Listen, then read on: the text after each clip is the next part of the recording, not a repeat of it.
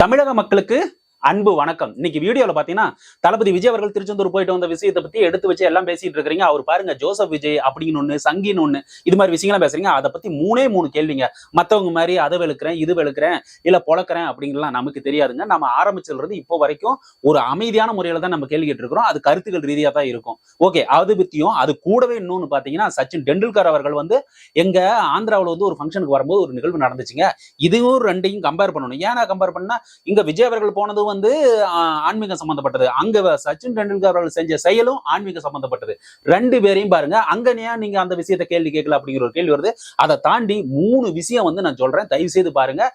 நீங்க வந்து எந்த கட்சி வேணாலும் சார்ந்தல இருங்க, இதுக்கு பதில் சொல்லுங்க. அடுத்தது பாத்தீங்கன்னா முக்கியமா அந்த 30 வருஷம் இவர் வந்து அரசியல் சினிமாவில இருந்து வந்தார் இல்லையா, அதை பத்தி ஒரு விஷயத்தை சொல்றேன். அதுக்கு முன்னாடி பாத்தீங்கன்னா நம்ம எப்பயும் ரெக்வஸ்ட் பண்ணது subscribe button bell icon click பண்ணீங்கன்னா நம்ம போடுற வீடியோ நோட்டிபிகேஷன் உங்க மொபைலுக்கு வரும். அதே சமயத்துல லைக்கும் ஷேரும் கொடுத்தீங்கன்னா நீங்க பார்த்த உணர்வு மற்றவர்களும் அதே உணர்வை பெறுவார்கள் அப்படின்னு சொல்லிட்டு விஷயத்துக்குள்ள போயிடலாம்.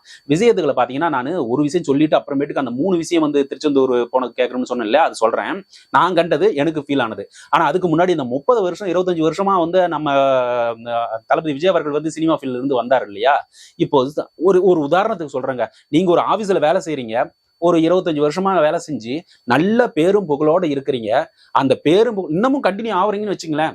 ஆனா அந்த கண்டினியூ ஆகுறத வந்து அந்த புகழை எடுத்து ஒரு வேலையை செஞ்சுட்டு அந்த வேலையை கிரெடிட், அதாவது நான் தான் செஞ்சேன் அப்படின்னு சொல்லிட்டு இல்லாம மற்றவர்களை கூட இருக்கிறவங்களையும் அரவணைச்சு அந்த வேலையில வந்த அந்த பெனிஃபிட்ஸ், அந்த பலன்களை மற்ற ஃப்ரெண்ட்ஸுக்கும் கொடுத்து அழகு பாக்குறான் பாரியா, அதுதாயா உண்மையான தலைவன். அது எங்காச்சும் நம்ம ஆபீஸ்ல பார்க்க முடியுதா? ஒரு வேலையை செஞ்சுட்டு முன்னாடி ஓடி போய் அவன் செஞ்சதை எடுத்து வச்சுக்கிட்டு ஓடி போய் இது நான் தாங்க செஞ்சேன், அவன் செய்யவே இல்லை அப்படிங்கறதான் உலகம் இருந்துகிட்டு இருக்குது.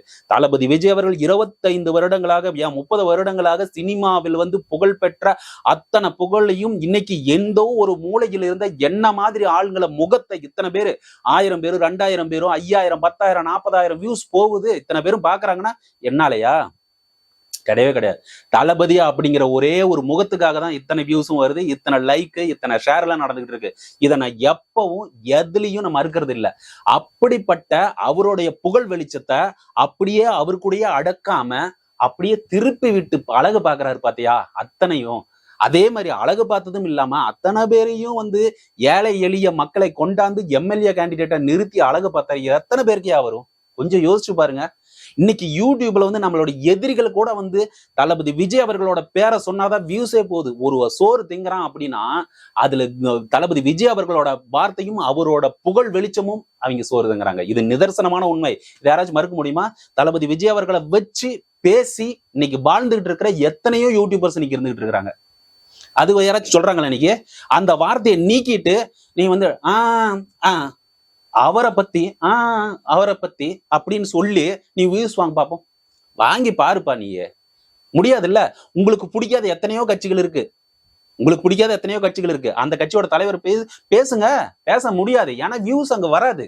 அப்படி தளபதி விஜய் அவர்களோட பேரை வச்சுக்கிட்டு வாழ்ந்துகிட்டு இருக்கிற நீங்க இன்னைக்கு திருச்செந்தூர் முருகன் கோயிலுக்கு போனத அந்த கமெண்ட்ஸ்ல ஒளிஞ்சுக்கிட்டு என்னென்ன வார்த்தையை வீசிக்கிட்டு இருக்கிறீங்க.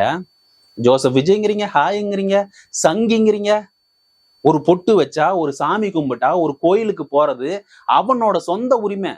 அவன் ஜட்டி போடுறதையும் இவன் டவுசர் போடுறதையும் இவன் ஷர்ட் போடுறதையும் வந்து ஏப்பா இந்த கலர் டவுசர் போட்டுட்டு இருக்கிற அப்படின்னு சொல்லிட்டு நான் பேசுவோமா? ஏன் இந்த ட்ரௌசர் போட்டுட்டு இருக்கிற அப்படின்னு சொல்லிட்டு கேட்போமா? அவனோட உரிமை. மற்றவர்களுக்கு தீங்கு விளைவிக்கும் வரை அவன் என்ன வேணாலும் செஞ்சுக்கலாம். மற்றவர்களுக்கு தொந்தரவு பண்ணாத வரை அவன் எப்படி வேணாலும் செஞ்சுக்கலாம், சுதந்திரமா இருந்துக்கலாம். இதுதான் அவன் சுதந்திரமா இருந்துக்கோ, மத்தவங்களை தொந்தரவு செய்யாத. அதுதானே தளபதி விஜய் அவர்கள் பண்ணிட்டு இருக்காங்க. உங்களுக்கு என்ன பிரச்சனை? எனக்கு அங்க வந்து 3 விஷயத்த எனக்கு தோணுச்சுன்னு சொன்னேன் இல்லையா.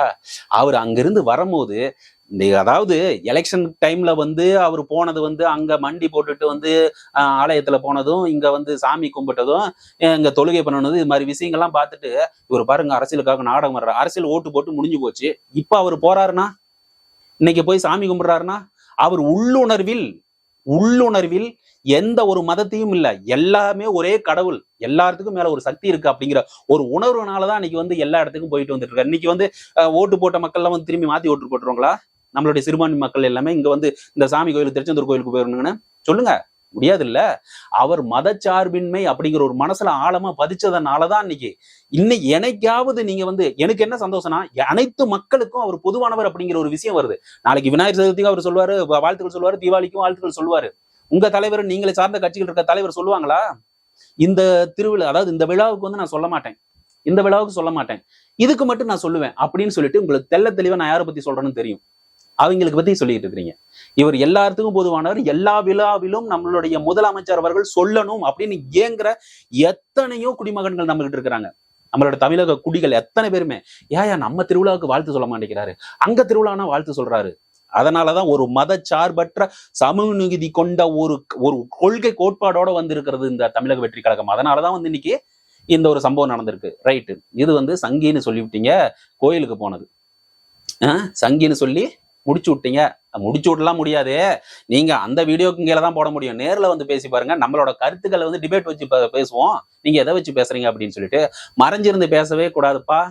அடுத்தது சங்கின்னு சொல்லிட்டீங்களா, ஜோசப் விஜய் ஹாய்ன்னு சொல்லிட்டீங்களா. எனக்கு அங்க என்ன தெரியுமா தோணுச்சு, அவர் வேலு அப்படியே கொண்டுகிட்டு வந்தாருல்ல, வேலு அப்படியே கொண்டுகிட்டு அப்படியே வரும்போது எனக்கு எங்க என்ன அப்படியே என்னன்னா, இந்த பணத்தை வாங்கிக்கிட்டு மெயின் ஸ்ட்ரீம்ல சில விஷயங்கள்லாம் தளபதி விஜய் அவர்களுக்கு எதிராக பதிவிடுறாங்க பாத்தீங்களா, அவங்களையும் இந்த வாடகை வாய்கள்னு சொல்லிட்டு தனக்கு காசு வந்த உடனேமே அவரை பத்தி, தளபதி விஜய் அவர்களை பத்தி கேவலமா பேசணும் அப்படிங்கிற பத்தியும் அப்படியே இந்த பக்கம் விட்டு இந்த பக்கம் எடுத்து அவங்களுக்கு தண்டனை கொடுக்குற மாதிரி எப்படி நம்மளுடைய கடவுள் திருச்செந்தூர் முருகன் சூரசம்காரம் செஞ்சாங்க தெரியுமா. கெட்டதை அழித்து, அதாவது தீய சக்தியை அழித்து ஒரு நல்லதை நாட்டு மக்களுக்கு வழங்கியது நம்மளுடைய திருச்செந்தூர் முருகன் அவர்கள். அது மாதிரி அந்த கடவுள் தான் இன்னைக்கு அவரோட, அதாவது ஒரு விஷயத்தை சொல்லுவாங்க, ஒரு கோயிலுக்கு போனோம்னா இந்த கோயிலுக்கு போனோம் இல்லைங்க, அதுக்கு நேரம் வரணுங்க, அது முருகர் கடவுளே அழைச்சாதான் நம்ம அந்த இடத்துக்கு போக முடியும். இன்னொரு விஷயம், ஷிரடி சாய்பாபா கோயிலுக்கு போறதுக்கு ரொம்ப நாளா பிளான் பண்ணிட்டு இருப்போம், ஆனா போக முடியாது. அதுக்கு என்ன சொல்லுவாங்க சுத்தி இருக்கிறவங்க, இல்லப்பா சாய்பாபாவே நம்மளை கூப்பிட்டாதான் நம்ம அந்த இடத்துக்கு போக முடியும், அவரோட அழைப்பு இல்லாம நம்ம போக முடியாது அப்படின்னு சொல்லிட்டு காதுபட நீங்க கேட்டிருப்பீங்க. நீங்க யோசிச்சு பாருங்க, உங்க சுத்தி வட்டாரத்துல நீங்க போலாம்னா இல்லப்பா சாமி உத்தரவு தரல அப்படின்ட்டு. ஆனா இன்னைக்கு திருச்செந்தூர் முருகன் கோயிலுக்கு அவருடைய உத்தரவு இல்லாமல் தளபதி விஜய் அவர்கள் இன்னைக்கு அங்க போயிருக்க சாத்தியமே இல்லை அப்படிங்கிறத என்னோட நம்பிக்கை. அதனாலதான் இன்னைக்கு போயிருக்காரு. முருகன் அழைப்பின் பேரிலும் அவருக்கு ஏதோ ஒரு உள்மனசு சொல்லி அங்க போயிருக்கு. அதே மாதிரி நாளைக்கு சாய்பாபா கோயிலுக்கு போறதுன்னு ஒரு செய்தி வருது, பார்க்கலாம் நாளைக்கு போறாரு இல்லைன்னு. ஒருவேளை அது நடந்தா அவரோட உத்தரவு இல்லாமல் அங்க போக முடியாது அப்படின்னு சொல்லிட்டு சாய்பாபாவை, ஸ்ரீ சாய்பாபாவை கும்பிடுற அத்தனை பேருக்குமே தெரியும் அவரோட உத்தரவு இல்லாமல். அப்ப அங்க எங்க மதம் வருது யோசிச்சு பாருங்க, அங்க எங்க மதம் வருது? சோ இதை எல்லாத்தையும் முடிச்சு அப்படியே தூக்கி எஞ்சிட்டு நானும் நீயும் மனுஷன், இதை தாண்டி என்னையா இருக்க போகுது? இன்னைக்கு இருக்கிறவன் நாளைக்கு அப்படியே டக்குன்னு பார்த்தா மண்ணுக்குள்ள போயிடுறான், இல்ல சாம்பலா போயிடுறான். அதுக்குள்ள அந்த சண்டை, இந்த பொறாம போட்டி எல்லாமே எனக்கு இது கொஞ்சம் கூட பிடிக்கலைங்க இதெல்லாம் பேசுனது. ரைட், அடுத்த விஷயம் என்னப்போ சச்சின் சொல்லிட்டு இருந்தே அப்படின்னா ஒன்னும் இல்லைங்க. ஒரு கடவுளுக்கு மரியாதை கொடுத்த இங்க தெரிஞ்ச தளபதி விஜய் அவர்கள் எவ்வளவு ஒரு மரியாதையோடவும் அந்த பாங்கோடவும் அங்கிருந்த பிராமின் ஐயர்னு நினைக்கிறேன், அவர் இப்படி காட்டிட்டு போனாரே, அவ்வளவு பண்பையும் அவ்வளவு மக்களையும் அந்த பிராமண சமுதாயத்தையும் அவ்வளவு அந்த முக மலர்ச்சின்னு சொல்லுவாங்கல்ல, அந்த முக மலர்ச்சியோட வரவேற்றாங்க. காரணம் என்ன? அவர் அங்க நடந்துகிட்ட விதம், அந்த கடவுளோட கோயில் என்ன நடந்துக்கணும் நீங்க நினைக்கிறீங்கல்ல, அவர் இந்த இந்த மதம் அப்படின்னு சொல்லிட்டு ஷர்ட்டை கழட்டிட்டு அங்க போகணும்னு அந்த விதியை ஃபாலோ பண்ணி அங்க போயிட்டு அங்க என்னென்ன பண்ணணுமோ அந்த ப்ரொசீஜர் எல்லாத்தையும் பண்ணிட்டு அத்தனை கண்டிஷனுக்கும் ஃபாலோ பண்ணி தான் அங்க போயிருக்காருன்னு நான் நம்புறேன். சோ இதே மாதிரி கடவுளுக்கு மரியாதை கொடுக்க தெரிஞ்சவர் தான் சச்சின் டெண்டுல்கர் அவர்கள். இன்னைக்கு ஒரு திருப்பதி வெங்கடாஜலபுர அவரோட சிலை நம்மளோட ஆந்திரா முதலமைச்சர் சந்திரபாபு நாயுடு கொடுக்குறாங்க. கொடுக்கும் போது அவர் காலில் காலணி போட்டிருக்காங்க, ஷூ போட்டிருக்காங்க. அவர் எவ்வளவு பெரிய கோடீஸ்வரர், அவங்களோட வீட்டையெல்லாம் நான் ஒரு தடவை டூர் மாதிரி வீடியோ பார்த்தேன். எப்பப்பா செழிப்புனா அதுதான், அப்படிதான் இருக்கணும். ஆனா அவரு அங்க ஒரு திமிருத்தனத்தை காட்டாம அங்கதான் மனுஷன் நிக்கிறார். அந்த ஷூவை கழட்டிட்டு, 2 ஷூவுமே கழட்டிட்டு அங்க போய் வாங்கினார். அதையா தெய்வ பக்தி. நான் சொல்றேன், இதுக்கு மேல என்னவன், நீங்க எந்த சாமி வேணாலும் கும்பிட்டுங்க, அந்த கடவுளுக்கு நமக்கு மேல ஒரு சக்தி இருக்குது. அதனாலதான் இத்தனை மதங்களும், நம்மளுடைய மும்மதங்களுமே நமக்கு மேல சக்தி இருக்குதுன்னு சொல்லிட்டு அவங்க மத நம்பிக்கையில கும்பிட்டுட்டு இருக்கிறாங்க. அதனால அந்த சக்திக்கும் அந்தந்த மதத்துக்கும் நாம மரியாதை கொடுக்கணும் அப்படிங்கறத இன்னைக்கு சச்சின் டெண்டுல்கர் அவர்களும் சரி, தளபதி விஜய் அவர்களும் சரி 2 பேருமே கொடுத்துருக்காங்கன்னு தான் என்னோட நம்பிக்கைன்னு சொல்லிட்டு இந்த வீடியோவோட முடிச்சுக்கிறேன். மறக்காம இது வரைக்கும் வீடியோ பார்த்தீங்கன்னா லைக்கும் ஷேரும் கொடுத்தீங்கன்னா நீங்க பெற்ற உணர்வு மற்றவங்களும் அதே உணர்வு பெறுவார்கள். Subscribe button bell icon click பண்ணினா நாம போடுற வீடியோ நோட்டிபிகேஷன் உங்க மொபைலுக்கு வரும்னு சொல்லிட்டு விடைபெறுகிறேன். நன்றி, வணக்கம்.